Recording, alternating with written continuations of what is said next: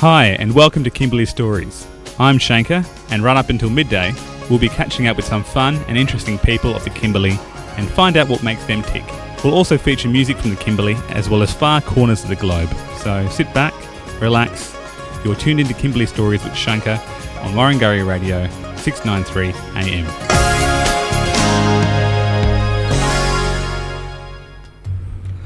And welcome to another Saturday morning here on Warringah Radio 693 AM. It's Kimberley Stories for this week with Shanker and a very delightful guest. Our guest this morning is an artist. She is an event organiser in town. She's responsible for bringing together the Barramundi concert for next year, 2014. It's going to be a huge one. She was part of the organising team for the Writers' Festival earlier in this year as well. She is also a mother.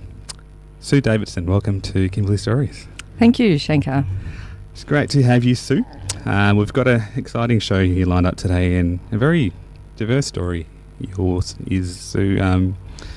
Looking at your journey, you've had multiple lives. I think that's probably the best way to describe it. Would you think that's an accurate description?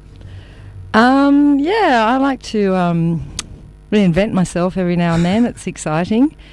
And I've always sort of gotten a bit bored with doing the same thing, even though I did work for a long, long time in the city in Sydney. So, yeah, I try and do as many different things as possible to fit into one lifetime. We are going to find out about the very many different lives of Sue Davidson here in this next hour on Kimberley Stories. We are going to take a break and we'll come back, but I do want to make a special mention this morning to a young man who's on the other side of the country, Narain, who's my nephew. He's turned 12 today, and so a big happy birthday to him, and I hope he's excited about starting his new school next year. So I hope you have a great day, and I hope everybody has a great morning, and coming back right after this song. And welcome back to Kimberley Stories here on Warringah Radio 693. Listening to Shanker. We've got in the studio this morning Sue Davidson. Sue's an artist, a event organiser, but it hasn't been her story for her whole life. She was at one stage a corporate high flyer for many, many, many years in Sydney, weren't you, Sue? Yes, I was. That started by not really knowing what to do when I came back from Europe at 21. I started working with my mother's company because I didn't really know what else to do, and I'd had a go at university for a while and failed as a marine scientist. You grew up in Sydney, is that right? Yes, I grew up in Sydney, the leafy North Shore. I went to Cheltenham, all you Cheltenham girls out there. Hello. I'm sure they're listening. And and so I just started working in my mother's business. She worked within a larger company and she had her own business, and so I started just doing the basic menial jobs around the place and ended up working with my mother eventually, and she sadly died of cancer when I was 26, and so I took over her business and basically started living the corporate high life, really. So you went from basically doing admin sort of stuff, That's right. front of office kind of thing, to running the company in the space of pretty much a year, wasn't it? I was trained in all the different sort of quantitative research rather than qualitative research for the first years, and I did a lot of, I did my time in shopping centres. So when you're talking about quantitative versus qualitative, for those people listening, quantitative is basically about number crunching. Qualitative is about actually talking to people and getting, it's going to shopping centres. Yeah, right. Quantitative is about quantities, like lots and lots of people being interviewed over the phone and large surveys. And then the statistics, the number crunching, that's right. And then qualitative research is more about in-depth interviewing and that sort of thing, where you get small groups of people together talking about products, which is what I did get involved in the end. And certainly those experiences would inform a lot of what you did later and what you're doing today in terms of event organising and working with stakeholders and certainly all that. Yes, sort of stuff. The experience at Walcott Research and then TJ research definitely has helped. We'll talk a bit more about what you're doing at the moment later. But yeah, you were in the corporate life for, 20 years there? So. 17. I started when I came back from Europe at 21, and then I ended up leaving there at the age of 38 because I'd had enough. But it wasn't really my thing. I mean, I did enjoy the money and I enjoyed the big city life and all the lovely restaurants and clothes and all, the people I met were interesting, but I always liked to be out in the elements, in the bush, in the ocean, and then I found skydiving, which is what I did most weekends for probably about 8 years, and I just really loved the air, the space and the fun and the adrenaline. Okay, so for the many people out there who are listening who probably haven't even thought about, having the guts to get into a plane and jumping out of it, what's the psychology of skydiving? Because you were a skydiver, but you also became a skydiving instructor. How do you one, psych yourself up for that jump, and then two, how do you actually convince somebody to do that? What's the I'm sure you get lots of people that at the last minute say, what am I doing? Yeah, well, that's an interesting question, really. I mean, the reason I first got into skydiving was because I hung out with the skydiving fraternity, and I just found them really fun. It was all about fun, and I just really wanted to hang out with these people because they had more fun than any group I'd ever met before. And so I started going to the drop zone on weekends, but I wasn't really prepared to go for a jump. And then I was convinced that if I was going to hang around with skydivers, I had to become one. So I summoned my courage and let go of that plane for the first time, which was really scary. Talk about peer pressure. Being in a group that does crazy things like jumping out of planes, and so I'm going to do it too. It was a release for you though, wasn't it? Because of the very challenging nature of what you were doing during the week, namely being in an office for the whole day and working in corporate related stuff. It was a release. Yeah, I think it was. There was a bit of pressure, I suppose. I mean, it was a fairly intense sort of occupation, really. A lot of responsibility. But I don't know if people really believe in the stars and whatever, but I'm a Gemini, and it suited my Gemini personality having this dual world going on in my life. So, and I just really enjoyed getting out in the country, leaving Sydney every weekend and packing up the car and putting my little daughter in the back and driving off and camping and jumping out of planes. And I mean, sometimes I wonder if Ellie, my daughter Ellie, I don't know if it was advantageous to her or not, or whether it was a good thing to have a mother jumping out of a plane every weekend, but she certainly had an interesting upbringing. Yeah, we're going to talk about that a little bit later, and also the fact that you did get into the car one day and decided to change your entire lifestyle, and had a massive impact on your life when you decided to go to a little place called Mullumbimby. And there begins your next chapter of your life. We're talking to Sue Davidson here on Kimberley Stories, Warringah Radio 693. Please come back and we'll get to hear about the exciting next chapter of Sue's life where everything changes and she becomes an artist. Stay tuned. Welcome back to Kimberley Stories here on Warringah Radio 693 AM, where we have Sue Davidson talking to us about her journey as an artist, as an event organiser. We've just been hearing about Sue's life as a corporate high flyer, and she's just made a decision that she has had enough of that and she wants something else. She wants to go on another adventure altogether. So where did you go? What did you actually decide to do? Well, I'd been thinking that when I got to the age of 40, I would leave the corporate high-flying zone and do something else. But I actually met a guy who I fell in love with, and he was moving up to Byron Bay, and he convinced me to sell up the company. And so I went and lived with him up in Mullumbimby, which is on the northern New South Wales coast. It's a bit of a mecca for hippies and surfers, and it was absolutely beautiful, and I had a lovely time. I really enjoyed myself. I was still skydiving at that time, but that sort of soon stopped because I realised that I couldn't afford it any longer, and I was wondering what I should do with myself. And I'd always been interested in art and like fiddling around with creating things, and So I decided to go to university and study visual art at Southern Cross. So one moment you're in Sydney, in the middle of the CBD, working in market research, running and facilitating focus groups and all that. And the next moment you're at Southern Cross studying art. You've just purchased a property in Mullumbimby, and you're also running soon after a gallery called the Peace Gallery. Yeah, the Peace Gallery came about through a need for an art space in Mullumbimby, and there were 6 women. 6 of us decided to create a space for us to all work in, and we started realising that there was actually a need for an actual exhibition space as well. So we took on a gallery that existed already called the Peace Gallery, and we had we started an institution called CASE, which stands for Contemporary Art Space and Education.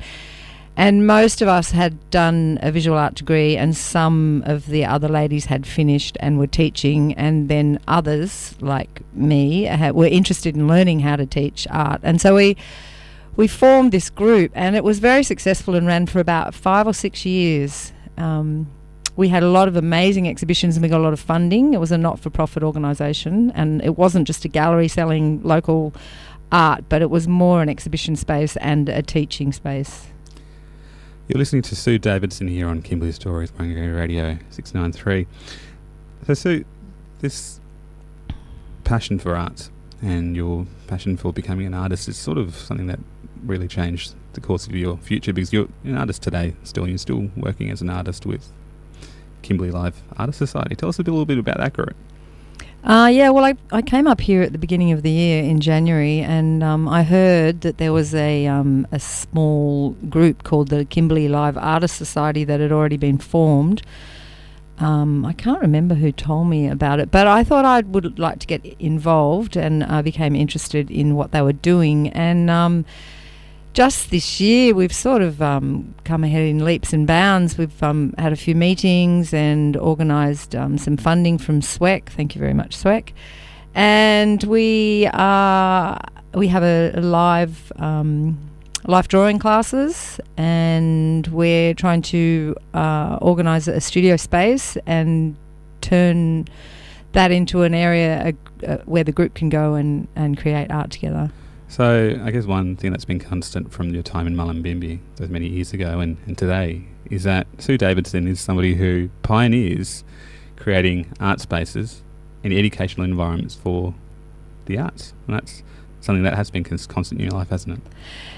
Yes, I guess it has, really. I've stumbled upon these things through my interest in art, and I find that there are a lot of people in the community that are like-minded, and we all just need to get together and make things happen together. And through my years of organising groups in market research, I think it helps with my ability to approach people and ask if they're interested in forming groups like this. And it's amazing how many people are keen to do something, but they need someone to steer it, which I find I am good at.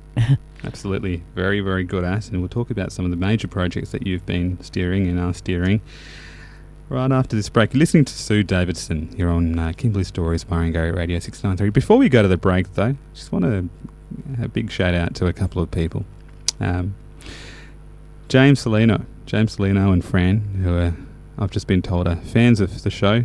Guys, thank you so much for listening in on Saturday mornings. It's great to know that somebody other than my mum is listening to the show. And also we've got another special guest listening in to the show this morning, and that's Danny, the operations coordinator of Warringah Radio, who's in this morning crash testing the new software here at Warringah Radio and taking this radio station leaps forward. So big shout out to Danny listening in next door, and everybody else listening in this morning. I really do appreciate you listening to the great story of Sue Davidson. More on her after this break.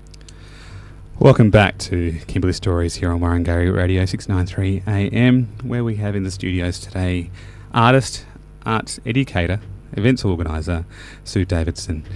So you spent quite a number of years of your life in Mullumbimby, where you were studying art, teaching art, creating art spaces. You have even your own little studio which people rented out in Mullumbimby. And it's also where you met your husband, Hoth, what's his name? Hoss. Ian Hoskin. Ian Hoskin. He would take you to Japan with him when you guys would teach English. Is that correct? Yes, that's right. I finished my visual art degree at university in 2004, I think, and then excuse me, and I had been going out with Hoss for a few years. He's not the person that I went up there to be with, by the way. That all caved, as things do go that way. But anyway, so Hoss and I wanted to travel, but my daughter Ellie was still at school, and I said to him that I wasn't going anywhere until she'd finished.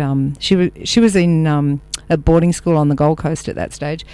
So when she finished school, we packed up the house and moved over to Japan. We'd done a course in teaching English as a second language, and we bought a one-way ticket out of Australia, wondering where we'd end up in the big wide world. And our first stop was Japan, where we went skiing. And we just loved Japan, and Sapporo, which was up in Hokkaido on the Northern Island. And we both got work really easily teaching English as a second language there, and found a beautiful apartment in a place called Maruyama, and started learning to speak a bit of Japanese. So Japan is a country that many young Australians actually do go to actually have that experience of travelling to Asia, but they also often, a lot of people have, it's a common story that young Australians go and teach English as a second language in Japan. Why is Japan a big draw card for that? Well, we weren't so young for starters. Young at heart. But there were a lot of young people there. Look, dare I say, a lot of Japanese girls are really beautiful, so there's a lot of non-Japanese men that go over there to meet Japanese women because they're amazing partners. And we did it. The number of female teachers over there is way less than the number of male teachers. So I found a job very easily because there aren't very many women teaching English, and they like to have, more of a even number. Mix, yeah. There you go. Which I guess pretty, bit of a contrast to here, where you've got mostly female teachers compared to male teachers. Yeah, well, that's true, isn't it? Yeah, I mean, it was largely because the men go over there really for the beautiful girls, because they really are lovely, and a lot of guys stay there for a long time. And the other thing a lot of people do, particularly in Hokkaido, the Northern Island, is they go for the snow. There was so much snow. I ended up becoming a snowboarder. We went snowboarding most weekends in the winter. It was really easy. There were ski resorts everywhere. It was so amazing. And the Japanese culture was fantastic. The people are beautiful. There was a lot of work.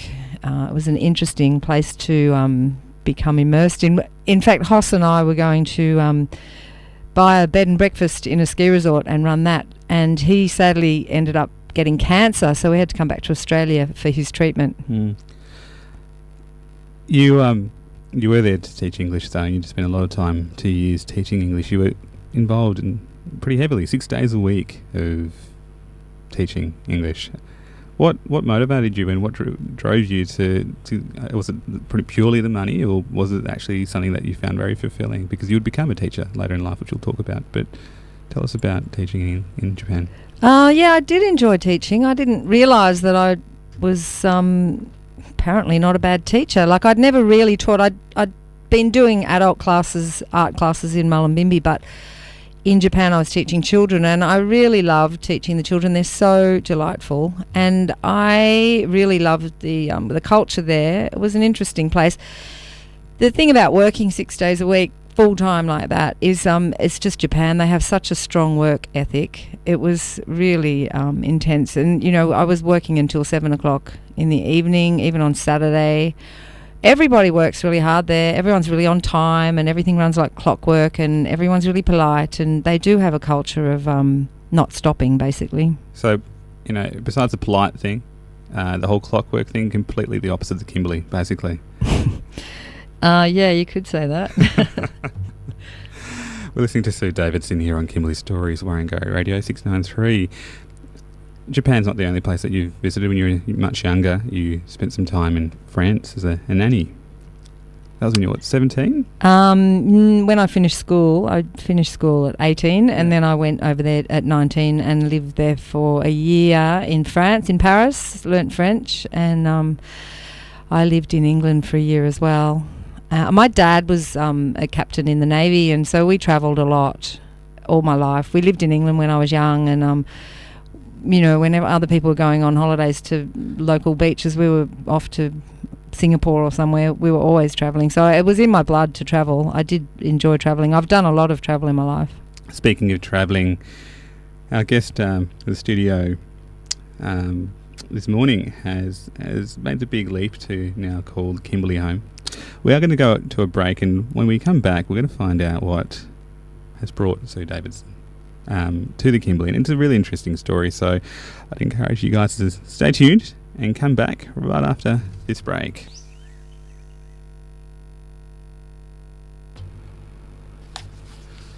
Welcome back to Kimberley Stories, Warringah Radio 693, where we are test driving a new software. So bear with us this morning. We're doing okay so far. We've got Sue Davidson with us here in the studio. Sue is about to tell us the wonderful journey and story behind her coming to Kimberley, and it is an interesting story. So that brought you here. Who brought you here? So my daughter Ellie Davidson brought me here. She was offered a job with council here as a town planner, and she came back up here actually after having visited for the first time in last April. The reason she came over here in the first place was because her father is Indigenous. He's one of the Birch mob. His name's Peter Marshall. His brother is Arnie Birch, and he's related to all the Birch mob here, and as is Ellie. And so Ellie had never met her people here, and I call him Eka. I met him at school when I was like 17, and we've had we had a baby together. We've had a long association with each other. Anyway, he was stolen generation and grew up in Sydney and didn't really know where his people came from until Aboriginal Link Up found his mother, who was Ethel Birch, and the government actually paid for him to come up here and meet his family. So quite a long time ago, he came up here for the first time, and when Ellie was, I think, about 4 or 5, and I'd always wanted her to come up here, but I mean, we weren't together, and I didn't really want him to bring her up here by himself. So I just thought I'd wait and see what happened, and the years ticked by, and we just got on with our lives. And then he came up here and asked if Ellie wanted to come with him last year. So she came up here and met her people, her mob, and then she was offered a job with council as a town planner, and she decided to take them up on that offer, and she moved up here, and I drove over that big long drive across Australia in July when she settled in last year. And then she rang me and asked if I'd like to come and live with her here. And I thought, well, I wasn't really doing much back in Mullumbimby, and I couldn't find any teaching work there. So I decided to come over here and give it a go. And it's been an amazing journey, really. With your early relationship with Eka and also watching your daughter connect with her people here, you've also very much in that sense been a part of that between two worlds and between two culture experience. What has it been like for you to come here and immerse yourself and have this front row experience of watching young Ellie connect with her roots? I've always had a lot of time and energy for the Indigenous people in Australia. I feel that I'd really like to do as much as I can for the Aboriginal people in whatever capacity. And knowing Eka all those years ago in Sydney and him being about the only Indigenous person on the whole of the North Shore, I mean, I felt very sorry for him, and I wanted to see him in his own element and my daughter in her element here too. And I've come up here with, an open book, really. I'm a school teacher now, so I have those qualifications. Can I ask you a quick question? I mean, when you say that you felt sorry for Eka, what did you feel that he was marginalised in any way? Did you feel that he was isolated or cut off? Why would you say that you felt sorry for him? Well, it was difficult for him, not knowing his culture or his people, and when I met him, he didn't know his family. And he was adopted by two missionaries, and he was adopted in Darwin as a baby, 5 months old. And we didn't really know his story at first, all those years ago. And he was very marginalised in a sense. He was quite an angry young man, but he had a beautiful side, and he is a really beautiful person. He's just had a difficult life. I mean, being taken from his mother and brought up in a culture that was not his own was difficult for him. Have you, and with Ellie's journey, have you sort of seen her really, I guess, enjoy her connections or engagements with her space now here? Ellie and her father have been very close all her life, and I've always maintained that relationship, and I've always tried my best to keep them happy and together. And Eka lived in Byron Bay for 12 out of the 15 years that I was there. So he's always been close to Ellie, and we've always been pretty near each other. In fact, only recently he moved from Wyndham back to Byron Bay, which was a bit of a surprise, ironically, because he's not here anymore and Ellie and I are here now. You definitely are here. You're listening to the story of Sue Davidson here on Warringah Radio 693 and Kimberley Stories. So you really are here in the sense that you've been pretty actively involved in this community, and you really have made significant contributions to the space, the arts and cultural spaces since moving here early this year. Yes, in January. I drove over with a friend and did the big Thelma and Louise across the country. It was pretty good fun. A bit hot, ran out of petrol, broke down, all those things. In less than a year, Sue's been on board with some of the major projects in this region, and we're going to find out a bit more about those projects, but we are going to take a break. When we come back, we're going to find out about some of the major events that have been happening this year and how Sue Davidson has been behind most of them. Welcome back to Kimberley Stories here on Warringah Radio 693 AM. You're listening to Shanker, and we're chatting to Sue Davidson, who is fairly new to the Kimberley scene. She turned up at the start of the year and has been involved in this community in a multitude of different facets. She's an artist here in town. She's an events organiser, but she also is a teacher, and that's something probably a little known about, Sue, because you are a relief teacher, is that right?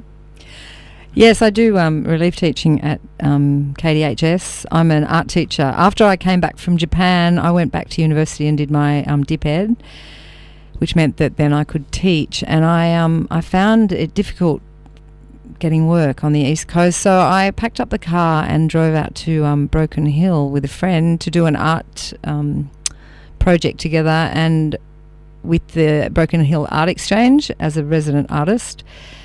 And I ended up finding work out there just coincidentally. I didn't look for it, it found me, and I ended up working in a very small school for disengaged youth, kids that had been kicked out of high school. And where was that school? The Broken Hill Youth College, it was called. Yeah. Mm. And I enjoyed it. You know, the kids were really difficult. It was a pretty tough gig, really, but I really enjoyed them. I enjoyed my time there, and I loved Broken Hill and the outback and the big open spaces. And I just really enjoyed being in a different zone, and that's one of the reasons I enjoy Kununurra so much. Now, so you've just, been teaching in Japan for 2 years, and you've decided that you want to become a teacher, and your first appointment as a teacher is working in a school where the kids that go to this school have basically been asked to leave mainstream schools. That is a pretty tough gig for any teacher who, when they first start out, are thinking, am I going to connect with these kids? Am I going to be able to control these kids? Am I going to be able to feel, I'm getting something out of this experience? I mean, you're setting yourself up for a pretty massive challenge when you're walking through that door at this youth college, aren't you? Yes, it was a very tough gig to start with because one of the reasons there were only two teachers there, and I was replacing an Indigenous teacher who'd been sacked for various reasons, and so a lot of the kids that were there were looking at me thinking, who are you? What are you doing here? And they weren't really very happy about my new appointment in many respects, but I won them over. Just to make it more complicated, they weren't actually even happy with you before you even started. Wow. They did, though, connect with you, didn't they? They really did, sort of come to understand who you were and why you were there and what motivated you. And that was reflected in a message that they shared with you as you left. What was that message? I gave Shanker a note that the kids had written for me when I left the school, and it was very heartfelt and beautiful, and it made me cry because they thanked me for being the person that I was and for helping to change their lives and turn things around a bit and caring for them in against the odds, really. But I was really touched. It's a great reference. And certainly I think that is in many ways the roles that our teachers sort of do play in our lives. They can influence, they can make that impact, they can believe in us when no one else does. And that's something that you've now sort of, that energy and that passion, something you brought to Kununurra as a teacher. What is it like teaching here?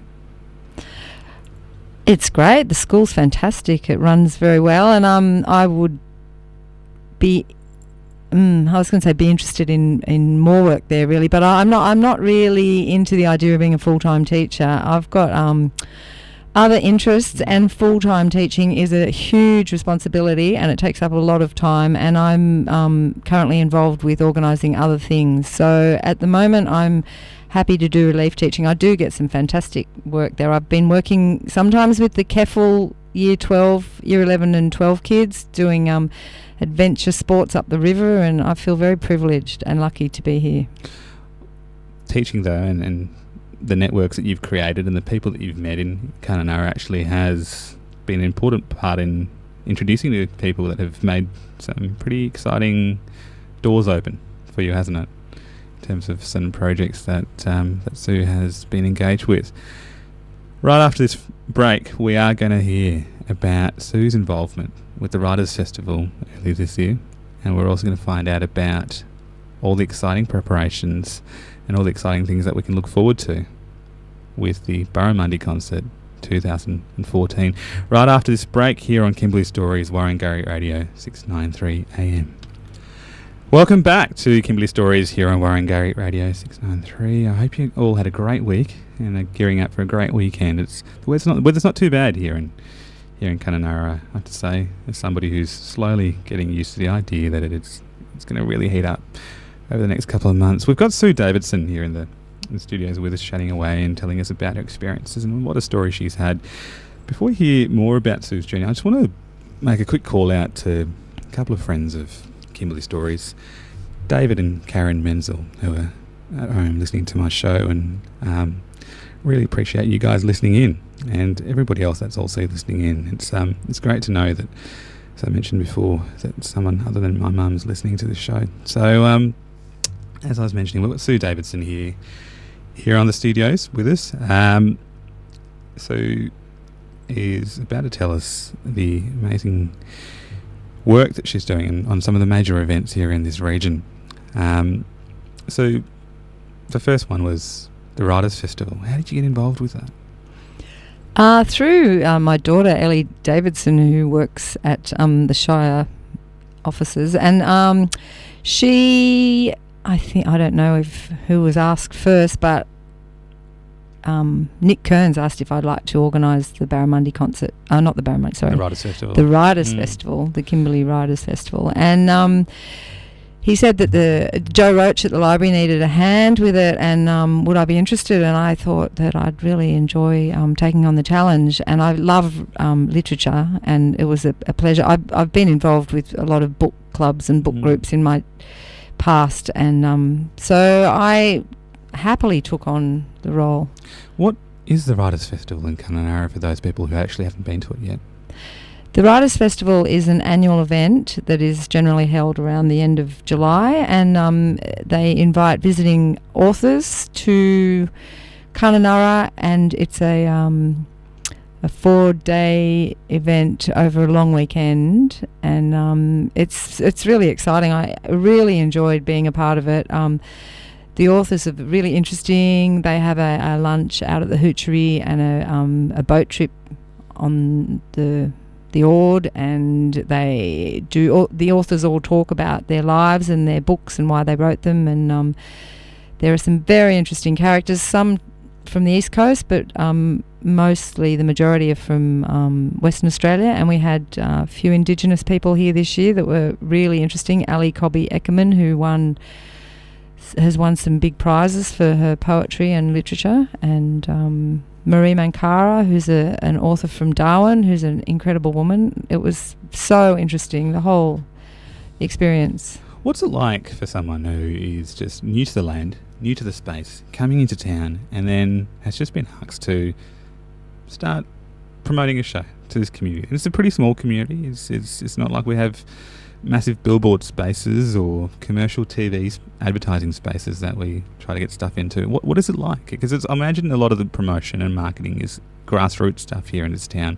Was that, daunting for you, being new? Oh, I don't know. I didn't find it daunting. I had to meet a lot of new stakeholders, and it was very interesting. I was given the job of phoning up and asking for sponsorship around town, which certainly introduced me to a lot of people. But what I find about this area particularly is how many events there are. There are so many amazing things going on in this town. It's really exciting. It's per capita, I think, the most... there's more events and more happenings than anywhere I know. Byron Bay, obviously, is full of events and concerts and things, but there are a lot more people living there than here. Do you think that's because Kununurra is a small place and therefore we're going to be that much more in tune to if something is happening, we're going to get ourselves there, as opposed to, say, somewhere like Melbourne, where I come from, where you're absolutely saturated and spoilt for choice? Do you think it's because we here in Kununurra are actually more appreciative of things going on? I think possibly that Kununurra is a destination for tourists, and they want to come here for a reason, and there are a lot of reasons to come here apart from the magnificent landscape. And I think that in a way the community here wants to show off what we have, and that a lot of people wouldn't come here otherwise without a reason. Yeah. Apart from the landscape. So I think that for that reason there are a lot of events and a lot of things going on. So there you go, Catch-22. We have this love-hate relationship, don't we, with our tourists and our backpackers. Part of us sort of cringes when we see them in Coles, but a part of us also embraces the fact that we have many amazing and major events being run here because of the fact that we do actually have an audience.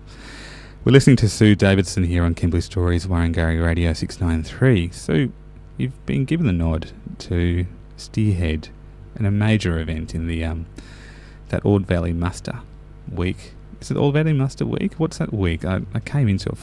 That was my first week here in Kimberley. What's it called, that special week? It is the Ord Valley Muster. It is the Ord Valley Muster. That's right. It is. Right. Good. I was right. The Barramundi concert. The Barramundi concert is now a standalone event that's not part of the Ord Valley Muster anymore. Okay, I put my foot into it. But it has been for a long time, and it is around the same time, but it is now actually a standalone. Separate. Right. Okay. Take that back then. What is that? That's a big event. That's Picture Gardens. That's huge audience. That's acts that you can't talk about. But there's some exciting workshops that are going to be happening next year as well. Hey. Yeah, I'm currently organising a series of workshops that are going to be run in the weeks leading up to the Barramundi concert, and organising the Barramundi concert itself. I fell into this position by being a fairly active volunteer at this year's event with the beautiful Jessica Mauboy, who was just an absolute pleasure to work with. She's a lovely, lovely woman, and I was not expecting to end up with this role, but the last coordinator, Susie Ma, was saying that she was moving on and had a new job, and was I interested in the position? It was a bit overwhelming to start with, but I thought I'd really like to do that to help the community with the show and to work with the Indigenous people and try and organise some events and some workshops that might help the community learn new skills and get the talent out there, you know, showing people what's going on amongst the Indigenous people. Moral of the story there is basically, so you have been out and about doing things, volunteering pretty much from the get-go and being involved in these different spaces which have introduced you to different opportunities in different spaces. So if you're listening and you want to get involved with projects and events, or even to help coordinate events, get involved. Yeah, well, if you're lucky like me, these voluntary positions become paid positions, which is always it's always pretty great good news. With the workshops coming, I'm not really quite ready to tell the world about who's going to be playing, because that's still... That suspense. Yeah, the suspense and the fact that it's got to be confirmed and locked in. But there are a lot of workshops that will be advertised soon, and there's some really interesting stuff going on. And the week before the Barramundi concert, there'll be some workshops in White Gum Park, cultural Indigenous workshops, including didgeridoo making, basket weaving, bush toy making, Indigenous painting... printmaking, jewellery making. No belly dancing, sorry. Same. Okay. These things don't run themselves, and concerts this big don't run themselves, do they? So, I mean, and you obviously can't do it all on your own. You do need volunteers, don't you? Yes, we will definitely need volunteers. At the moment, we're basically organising... funding mostly, and we have a very solid committee, Dion Cox being the chair, and big shout out to Dion. Hey Dion, thanks for all your help. I couldn't do it without you. We've got a good solid committee, half Indigenous, half non-Indigenous. If anyone is really interested in getting involved more heavily, then please do contact me. How do they do that? barramundiconcert@yahoo.com.au is probably the best way to go. It's an easy one to remember. And if you're keen to volunteer closer to the time, that'd be fantastic too, because we do need a lot of volunteers to make this happen. It's going to be a big event and probably 4,000 attendees, so we will need a lot of help. We've been listening to Sue Davidson here on Kimberley Stories this morning, the artist, the teacher, the mother, and the event organiser for 2014 Barramundi concert. If you're keen on getting involved, the email again is barramundiconcert@yahoo.com.au. It's been an absolute pleasure, Sue, to have had you in the studio this morning. Thank you so much for sharing so much with us, and what an interesting life you've had. And it's not over. You're a very, very young person. I'm looking forward to the next half of the journey and hearing about it. We've got an interesting story up next week with Barbara Grills, a matriarch of the Kununurra region, one of the first people to move up here. Has got an amazing journey to share with us next Saturday morning, so please come back and listen in. And it's exciting to listen or know that we've got a few listeners into the show, so tell your friends about it. Kimberley Stories, Saturdays 10 a.m. Thanks for listening. Have a great weekend, and you have something else to say. So I just wanted to say thank you, Shankar. Oh, hey, absolute pleasure, and thank you for being on the show. Enjoy the rest of your weekend. You've been listening to Kimberley Stories here on Warrangarri 693 with Sue Davidson and Shankar.